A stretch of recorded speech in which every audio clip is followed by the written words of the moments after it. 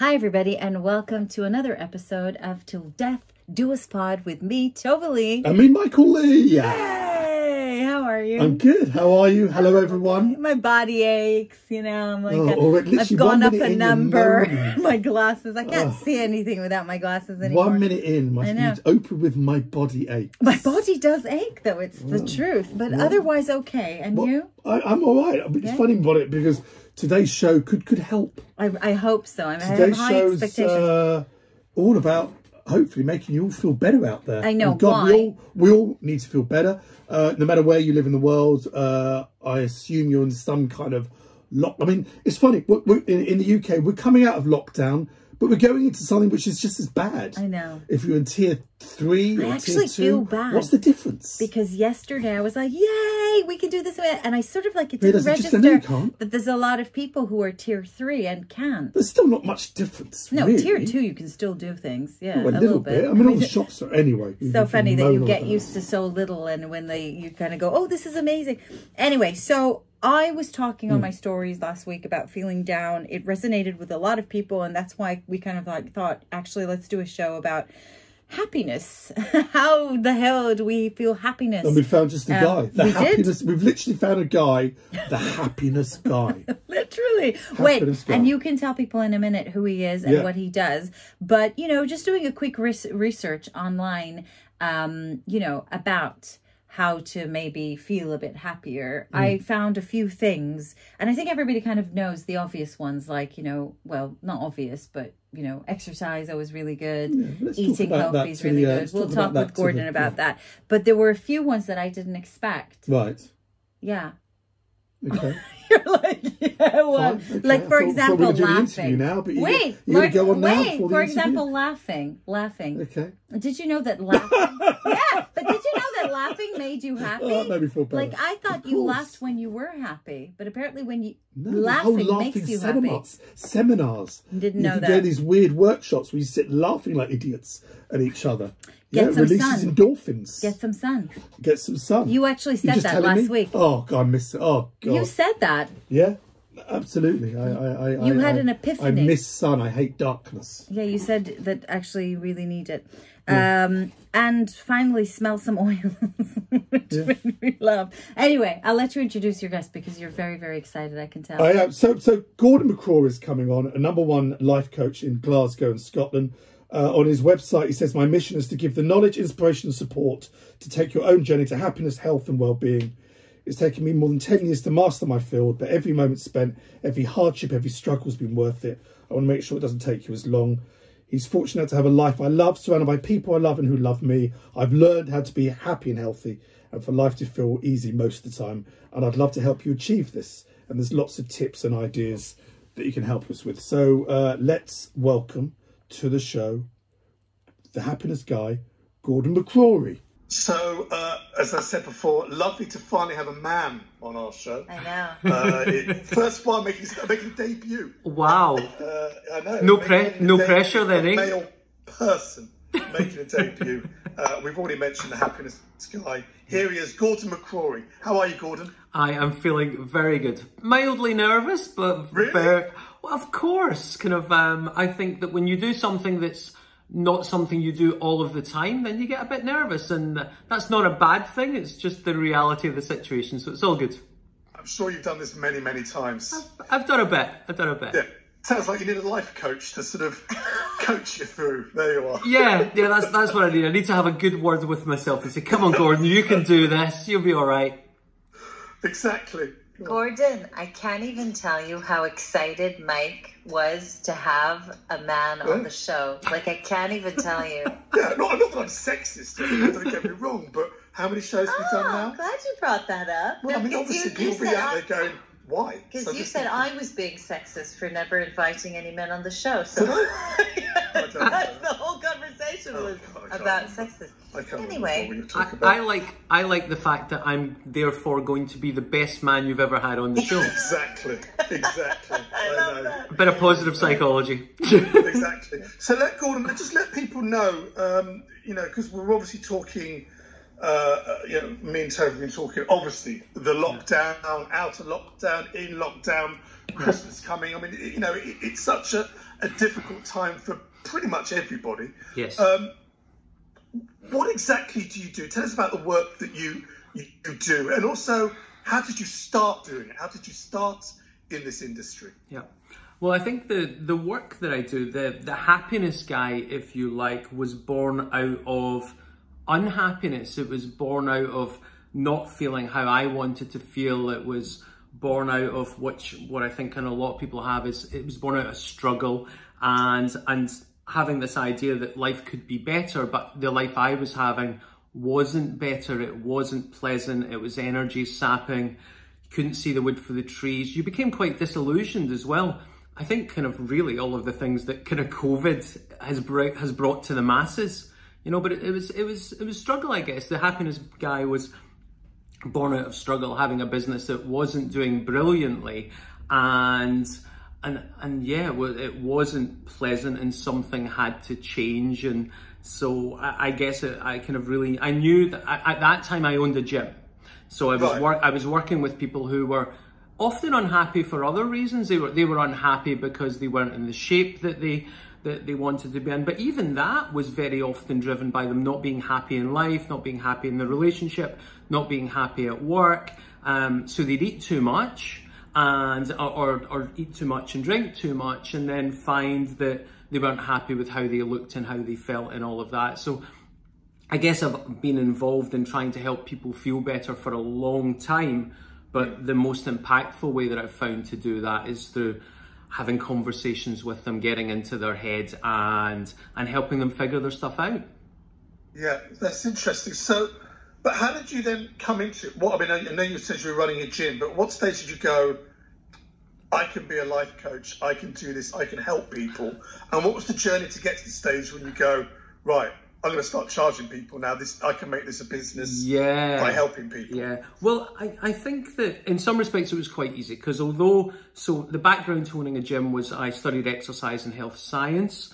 By studying exercise and health science, I was more on the nutrition side, the psychology side, the behavior change side. My gym partner was more of an exercise expert, so we had this thing that we did together. And so although I was a gym owner, I very much took to do with the behavior change side of it, and kind of so I was already interested in that. And going back the way just a little bit before owning a gym, I got a degree much later on in life, and that was again because I was in a job that I wasn't happy with. So I changed and I left that, and that was in the financial sector, and I got very interested in just what makes it was what makes us happy. Exercise obviously is kind of one of the great things, and physical health was always really interesting for me as well, because my own family had really poor physical health, kind of heart attacks, cancer, that sort of thing. My little brother had a heart attack in his late 20s and another one in his early 30s. So we as a family handled stress really well. We weren't healthy. So I went to uni to study physical health, and then found that mental health was every bit as important, because that's where so much of our distress is living. It's in our own heads. So not sure if I'm answering your questions as directly, Mike, as I might like to, but it's been a bit of a journey, and it wasn't purposeful, but it's really led me to this point where I realized it's kind of our happiness really matters, our health and well-being really matters.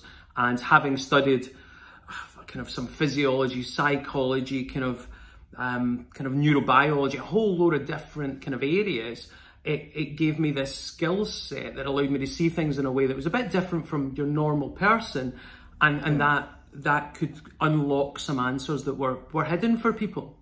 Yeah. So, I mean, we can't obviously get into like lots of details here, but I know a lot of people who are probably listening are wanting to get some sort of tips or some sort of, you know, what they could practically maybe do, because I speak to a lot of people through my platforms every day, and I actually was talking about how low I was feeling a couple of weeks ago, and I'm usually quite a happy person, high beat person, quite motivated and kind of, you know, like that, and I'm finding it really difficult at the moment, and I just have to say it.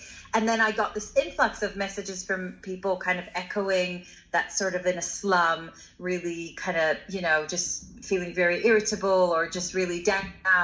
And, you know, we've been talking about tips of what people can do. And you've already touched on physical activity, movement, and all of that. But is there any other thing you can throw out there for people who are just listening now and going, what can I do? What's the immediate thing I can do to make me feel a bit better? So I thought you were going to ask me things in and around that, of course. And so there's loads. Exercise is really potent. And that's why it's always been one of my favorites, if you like. It changes your state. It changes how you feel. It changes how you see the world. And realizing that, I mean, we're all wearing glasses today, and that's because it helps us see the world in some respects better. We can see the fine detail. But I think we're getting on a bit. That's perhaps one of the other reasons for it. Yeah, absolutely. Well, I know, speaking for myself, I definitely am. But anything that we can do that helps us change how we see the world, and exercise is very, very potent. It doesn't have to be high intensity. It can be much lower intensity. Something like going for a walk, because often people don't feel like they've got the energy or the time for exercise. But going for a walk, either in silence or with a podcast on or an audiobook or something, is a wonderful way to settle down your central nervous system. And it's driving how happy or unhappy you are.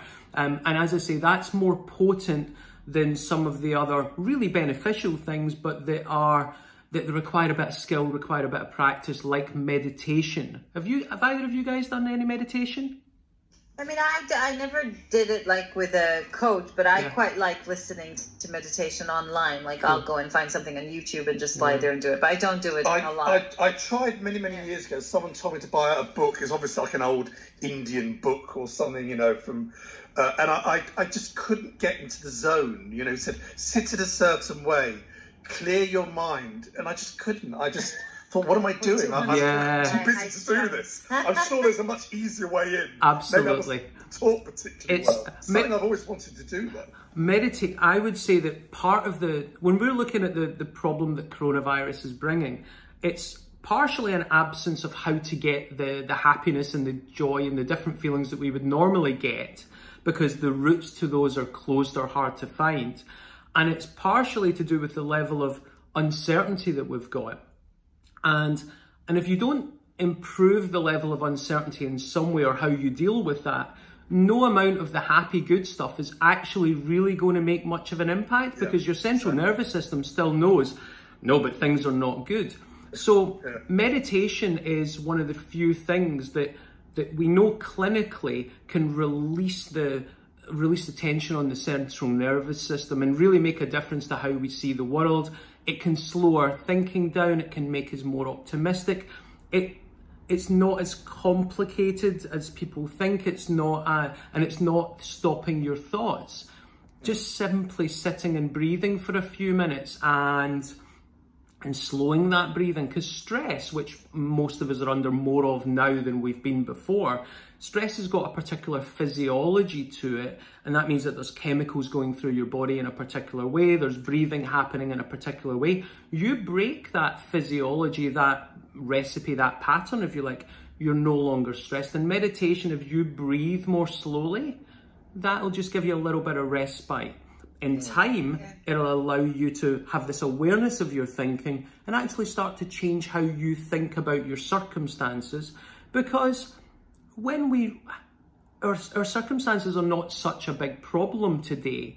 It's the uncertainty of what we face. But right now, we're warm, we're clothed, we have a roof over our heads. Mostly we're okay today. So meditation again can help you focus more on the day and what we can be grateful for, versus worrying about what's going to happen tomorrow. So meditation will settle us down. I think it's a great thing to help us get control of our minds. And I don't know about you guys, but how much of the stories you tell yourself about this causes some kind of distress? It's funny because a lot of these things I find come back to one thing, and that is like I don't know, something about our priorities and how much time we're willing to dedicate to what everybody now refers to as self-care. Because for you to kind of say, no, I'm going to do a walk, so I'm going to take the 30 minutes or 40 minutes, whatever, to sort of really kind of put that podcast on and really dedicate that time. Or I'm going to lie down for 10 minutes and just really relax and think about my breathing. Or even I'm going to put inside my body some really nutritious, great food, you know, that's not like, that's going to make me feel better when I eat it. Takes more time probably to prepare it or to even think about it. And most people just grab something, you know, and that's not being very, and all of those things linked together. I think sometimes I struggle with finding that initial motivation to even just allow myself to dedicate that much time to those different arees. Do people ever say that to you? Is that something you've encountered? Yeah. I mean, that's a very human thing, and I think that my expression of you're bang on the money with that, Tova.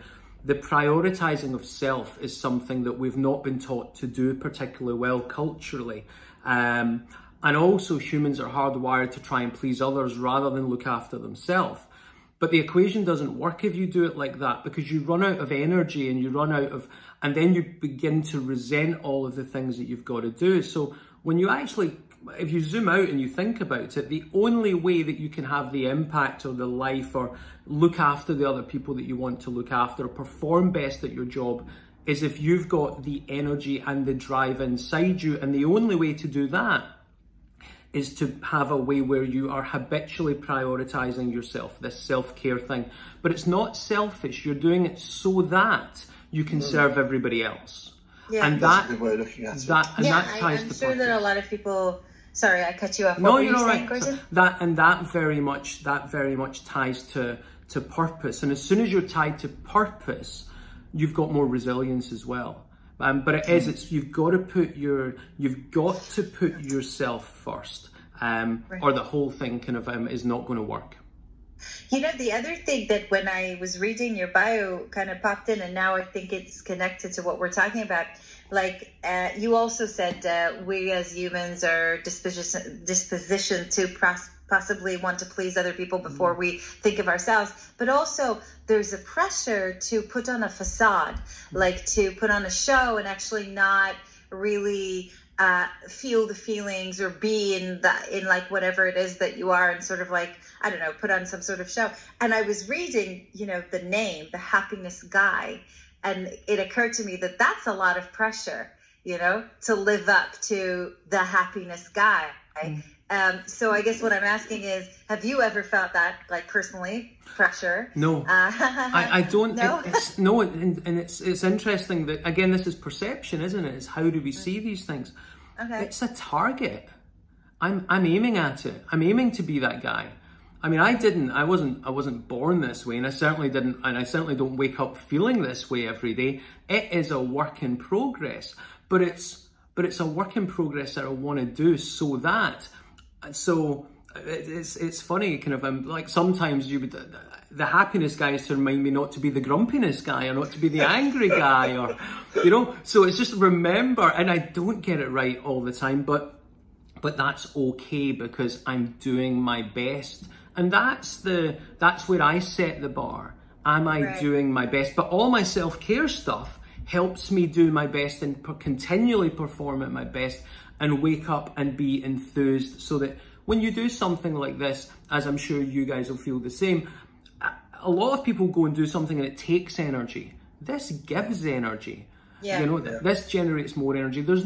My job is to show up as best me. That is much easier than showing up as somebody that I'm not. Yeah. That's a very good point. On your website, thehappinessguy.co.uk, you go into specifics of the things that you can help people with, overeating, various kind of addictions, and things you mentioned earlier. A lot of the things you talked about kind of feed into addictions. And I think a lot of us, if you're honest about yourself, have addictions, whether that's food, alcohol, drugs. I suppose you could be over addicted to exercise technically as well. That's obviously not as damaging.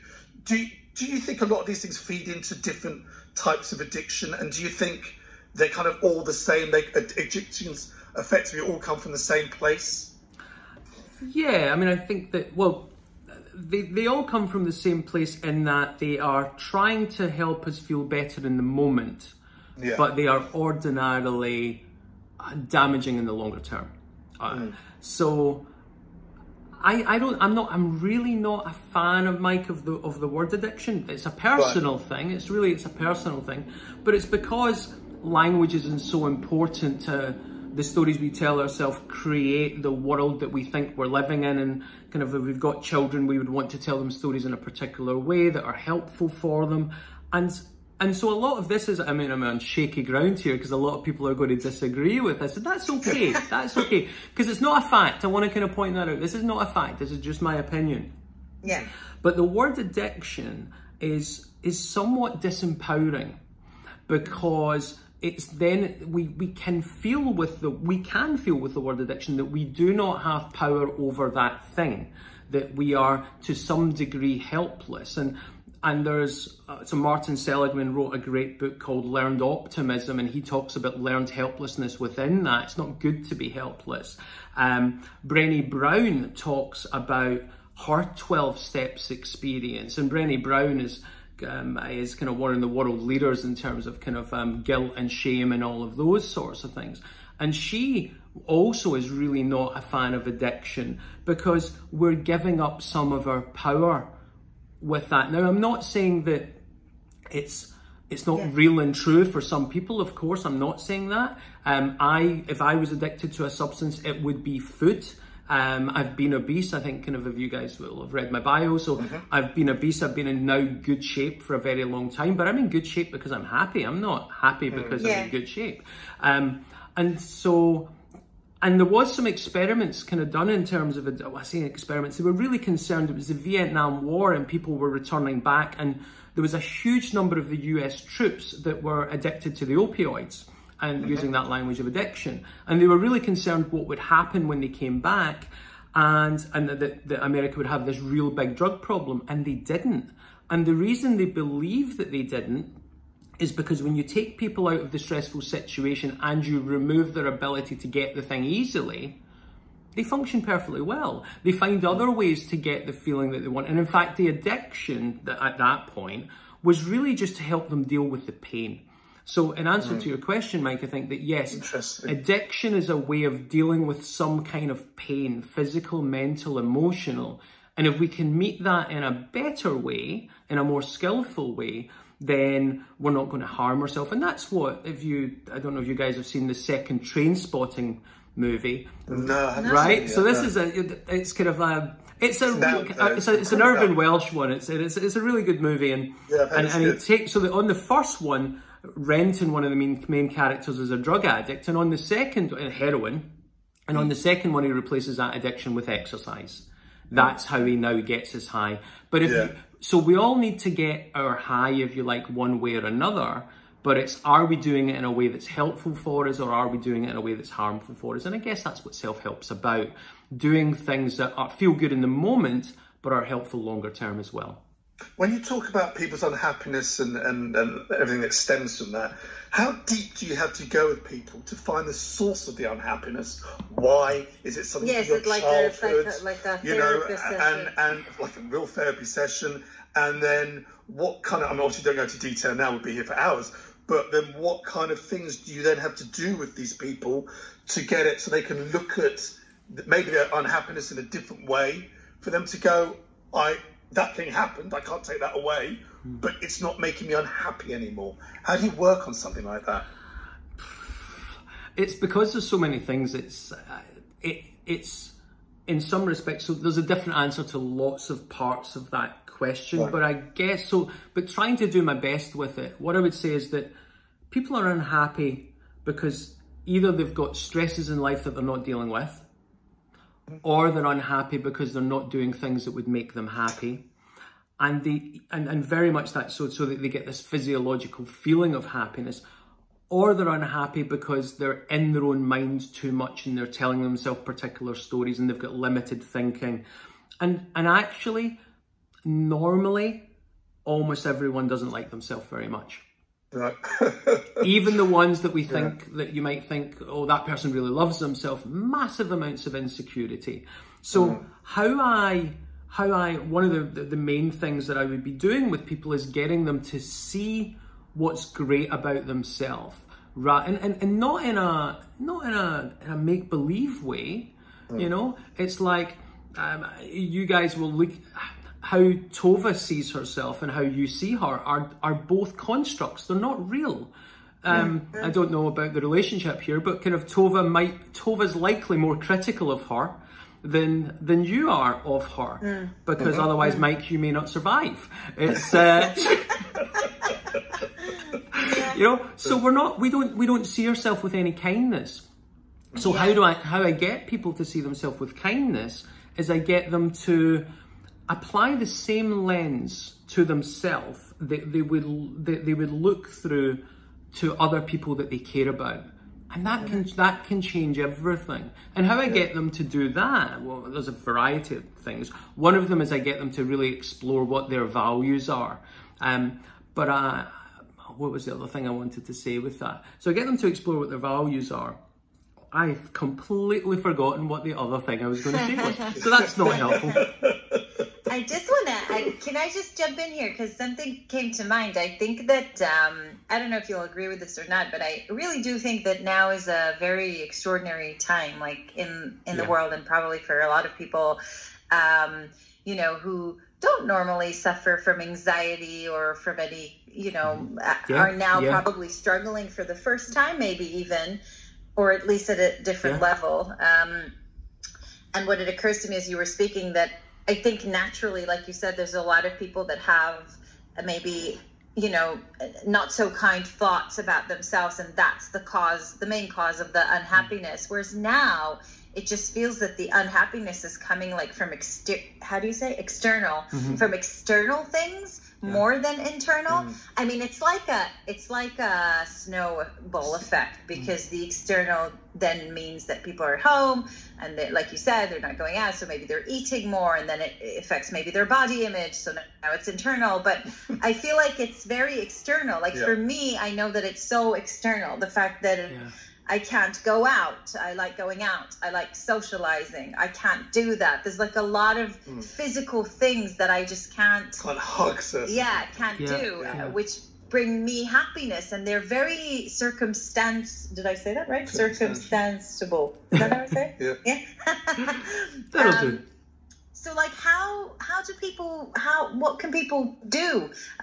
Do you know what I mean? Like a practical thing, because I think when I was talking on my stories, I talked about a feeling of out of control, of just being out of control.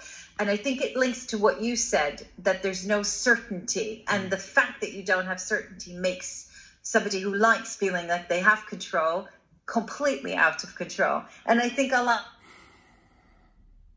way, I don't know. How do you address that? Is that too big? No, absolutely not. It's right at the root of the coronavirus difficulties. It's this lack of certainty.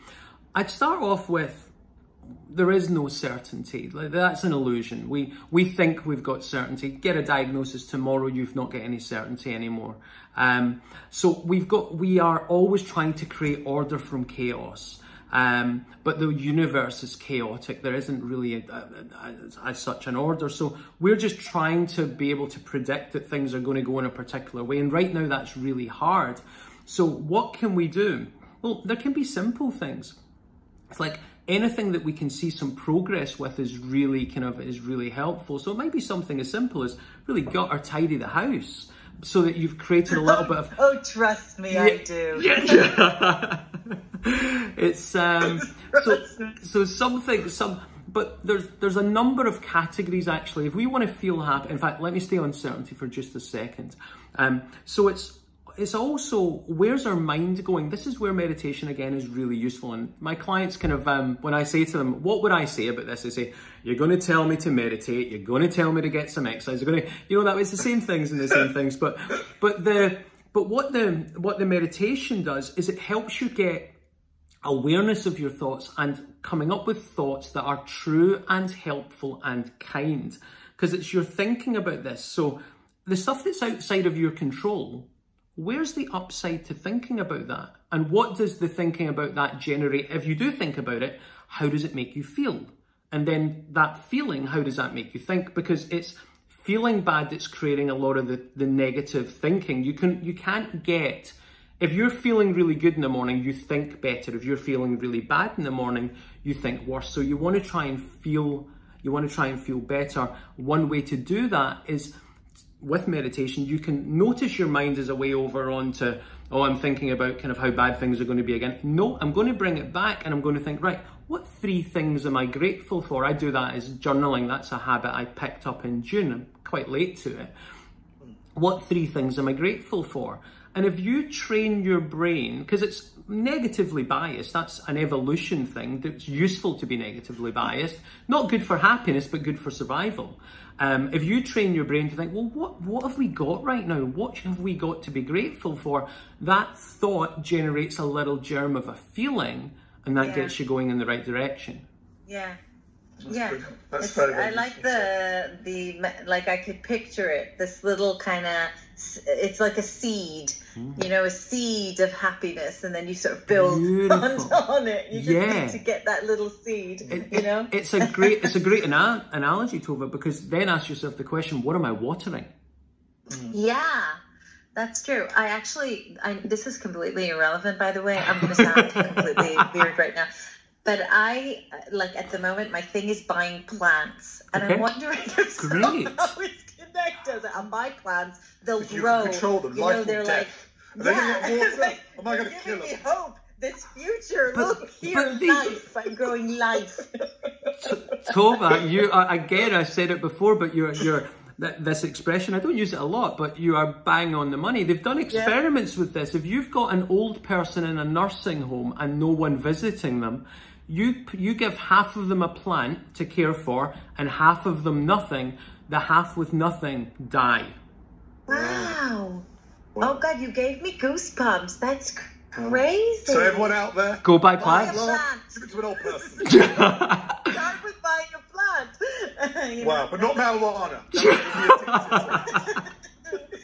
We've done over. Wow, this is amazing. This has been absolutely brilliant. For those of you out there, happinessguy.co.uk, also on Facebook, The Happiness Guy Glasgow. Any nugget you want to leave us with, Gordon, before Christmas coming up and kind of coming out of lockdown slightly next week? Well, for some people, a lot of people are still tier 3, aren't they? Yeah. I think that we're really, it's hard to be certain just now, but I think that it's helpful to believe that at some point this is going to get better, and until then, what can I do? One question, what can I do today to help me or someone I care about have a better day?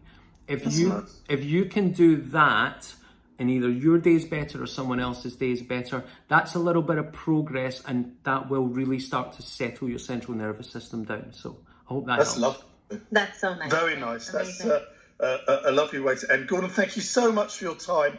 Hopefully we can speak to you again at some stage, but we really, really appreciate you coming on the show. I would love to, guys. It has been a pleasure. Lovely to meet you. That was amazing. It's great. It's really good. Go to his website. I think I'm assuming he does Zoom and Skype now, but I think he does these. I'm tempted to do it myself. These like 4 hourly sessions every 2 weeks with him or over. Have you just made that up? No, I've checked his website. I might do it. I have many issues. It's like basically I have many issues to advertising discuss with Gordon. what he. He could help me feel happy. The other things that are funny because he talks about exercise, and meditation. Yeah. Chocolate. I know. Chocolate clinically makes you happy, but not and that's like my excuse for binging on it every night. Yeah, but I don't think they mean like the shitty milk chocolate. But it makes me feel happy. No, I think they mean like the really high quality chocolate that we bought a few weeks ago, remember? And it was in the fridge. Chocolate. Yeah, it was fridge for weeks. Nobody wanted it because it was so bitter and dry. You couldn't eat it. Has no cream in it. It's like, you know. You and fridges. Oh God, why did I bring this up? You and fridges. Yeah. Tova puts everything in the fridge. Yes. Everything in the fridge. I like my chocolate at room temperature. I can take a piece, melting. So take it out an hour earlier, 30 minutes. In 1 hour, I want to eat. Waiting an hour. Look at my watch. Can I have the chocolate yet? No, 40 minutes to go. I like to think don't taste the fridge. Okay. Of coldness. Anything else? Sorry, it's a whole new show. Don't get me started. Yeah, okay, I like that. Let's do that show. Anyway, I hope you guys found this helpful. I hope people found this helpful. Yeah, look, many people obviously struggle with mental health at the moment, so that was a bit more of a serious show than we normally do. Yes. But I hope you out there find it illuminating. Yeah, he loves saying that word. Okay, well, we will see you same place next week. If you still haven't subscribed, please subscribe. We're actually doing quite well. We are on some sort of chart. We're charting. We're big in charting. I think we know we're down as parenting. We're number 26 in parenting in the UK. I have no idea, by the way, in parenting. Our parenting's most of our shows are about sex. It's very strange. Yeah, but we're number parenting. For those of you listening in Estonia that just download us, hello from. I've been to Tallinn, beautiful city. Wonderful time in Tallinn. Why Estonia? Because we're number 2. Oh. If you've downloaded us now and you're listening to the show going, they had this guy and happiness guy, how do I deal with my kids? I'm really sorry. We really are in the wrong category. I know. All these people who are going on podcasts wanting to hear parenting podcasts, find us talking about, dildos. Do they even have kids? Exactly. Do these two even have kids? Anyway, let's wrap it up. Come on. Okay, we will see you next week. Bye, everybody. Bye-bye.